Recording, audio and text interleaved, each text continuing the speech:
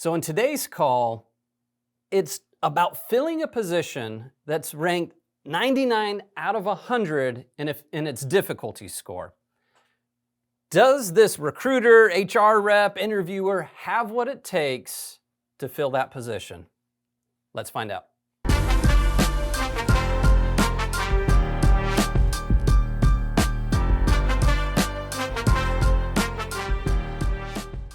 Welcome back. If you've joined us before, you have a good idea of what we're doing. If this is your first time, let me explain a little bit what we're going to go about doing today. We are going to listen to a real phone call. Now, we re-record it to protect the innocent, but what we're going to do is listen to it together, stop it along the way, and talk about what went well, what could have been better. Now, this is an important phone call because, as we mentioned, this specific role is extremely difficult to fill. So, a 99 out of 100. So it's really important that we do the right things on this phone call to maximize our chances of hiring them if it's a good fit. So we're going to break down whether or not the individual, the interviewer on this call did just that. I'm excited to dive in with you. Like any phone call, there's good things and there's things we can learn from. So we're going to dive in, listen to it. I'll pause it throughout to share some ideas and thoughts. And I think it'll be a really good time and we're all going to learn together. So let's listen. Hello? Hello? Yeah. Hey, how you doing, buddy? I just submitted an application on your website and it said to call this number. Okay, all right. All right, so right off the bat, how's that applicant feeling, right? They have no idea who they're talking to, not a name, not a company. There's no clear indicator that they even called the right phone number. The person who answered doesn't seem happy that they got a phone call. Now, let me remind everybody that when you look up how difficult it is to hire a diesel technician, on a scale of 100, it is at a 99. So keep that in mind as we're listening to this phone call, just how difficult of a hire this can be. And you judge for yourself as we go along. Did we make this easier or harder on this individual? So let's keep listening. And what was the application for? For Randall Reilly Distribution. I seen you guys had a shop foreman position available. Oh, okay, all right.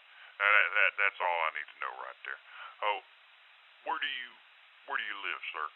I live in the Coker area. Currently living in Buell. Okay, all right. Now we're in the Carrollton area, but let's talk specifics. Tell me about your experience. And by the way, my name is Tim. That's Tim McFly.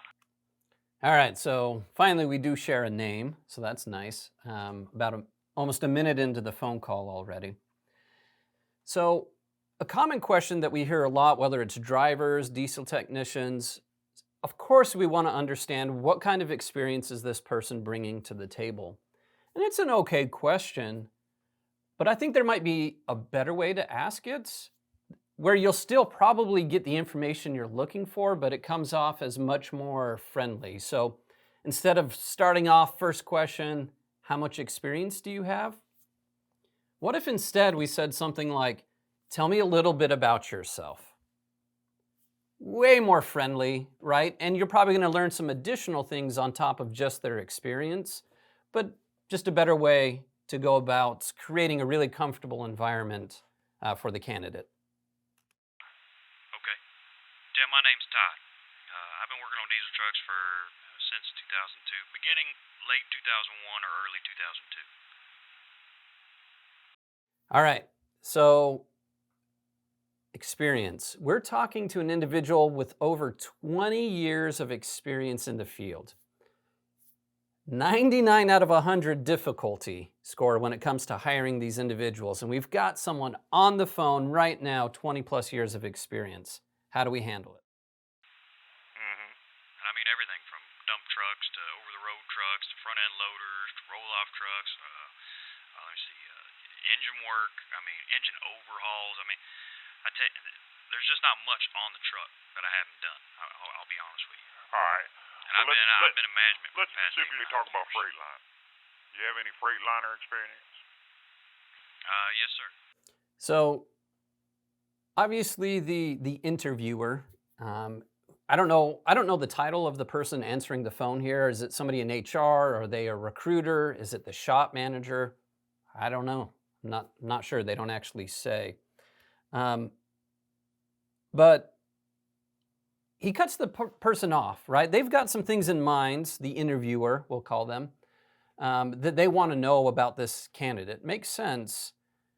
But to not even let the individual finish their thought before you're jumping in with your next question to, hey, yeah, that's great, but what about this, right? Just doesn't create a very good experience for the other person.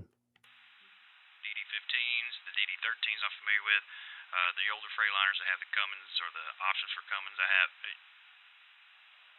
We're 100% Freightliner. The oldest truck we got is 16, and those trucks are pretty much restricted to just staying right around here. And diagnosing those trucks is, that's the critical thing here. So, now, I don't want to put too much pressure on y'all when you re-record this because it may be difficult, but it sounds like he's eating a candy bar. Some crinkling in the background. It sounds like he's opening a candy bar on this conversation. How would that make you feel, right? The individual you're talking with about a job doesn't seem that engaged if they're popping open a candy bar or some chips or something while they're asking a few questions. So anyway, I just wanted to point that out in case it doesn't make the final cut here as we re-record it. I'm sure you're aware that all trucks nowadays have wiring issues, wiring harness issues, and the current guy we got him in there right now, and he can literally point out to you the problem area that 90% of the time you'll find the problem is in. That's pretty much, that is the fleet of trucks here is 85 trucks. And we do have, and this will come down a little further down the road, but we do have another company that we own, but it's in Detroit and Delaware, and their maintenance program might just actually fall under us, but we will not be doing work for them. But there's only around 35 trucks in that fleet. So, what about refrigeration? Thermo Kings. Have you ever had any experience with those? Well, none of the dealerships that I've been at have ever really serviced them or had much to do with them. Right. But I mean, it's refrigeration, so I mean, you got, obviously it's not too complicated. You're gonna have your low pressure, high pressure, but actually hands-on dealing with the Thermo King, no, I haven't had much experience with it. All right. Well, I tell you, if I could find a Thermo King mechanic, I'd be more than happy to hire him on. They seem to be harder to find than anything else. Now, are you currently working, Todd? Yes, I am. Okay. Do you have a resume? Yes, sir, I do. All right, so I wanted to pause there because he asked the individual, are you currently working? To me, a natural next question would be, well, what's going on there, right? Why are you looking at something else? It sounds like you've got something, and let the person talk, right? They may be frustrated with the hours they're working, with the pay they're getting. Who knows? There could be a lot of reasons, but in order for us to really connect with this individual and understand if it could be a fit across the board, it seems like an important question to ask. All right.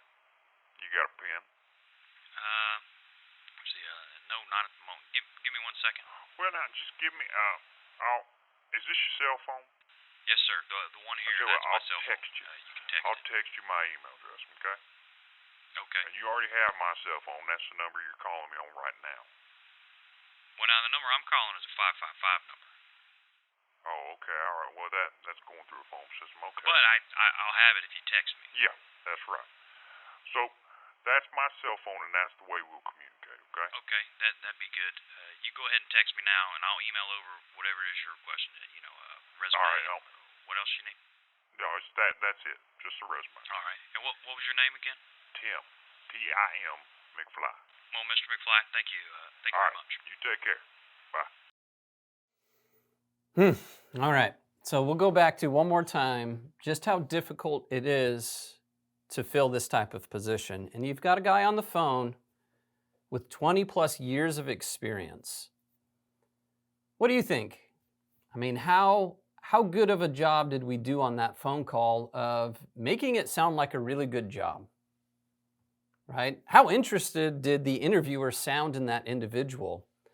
I'd imagine that individual has some questions that he would like to ask, but he wasn't really given an opportunity to even ask questions like, what kind of shift is it? What does the pay look like?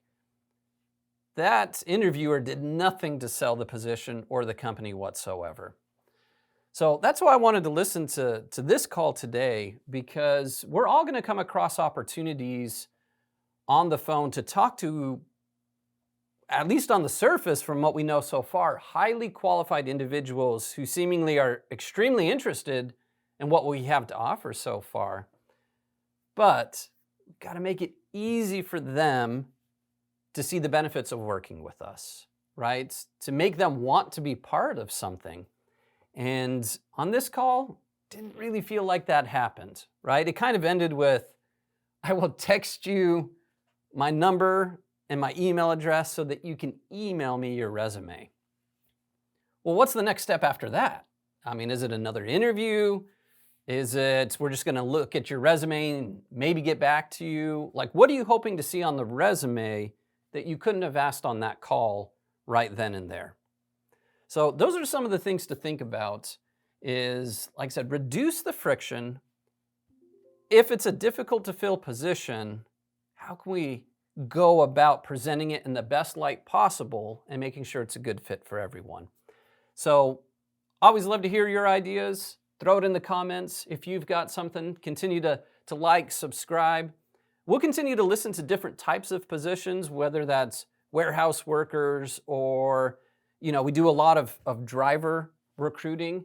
But one other one that we did that worked really well too was driver managers who are also talking to drivers. So the principles are all the same, right? Have a good conversation with someone, treat them well, put your best foot forward, and the experience overall will make a huge impact to your business and to that person's life. So appreciate you tuning in. Join us next time.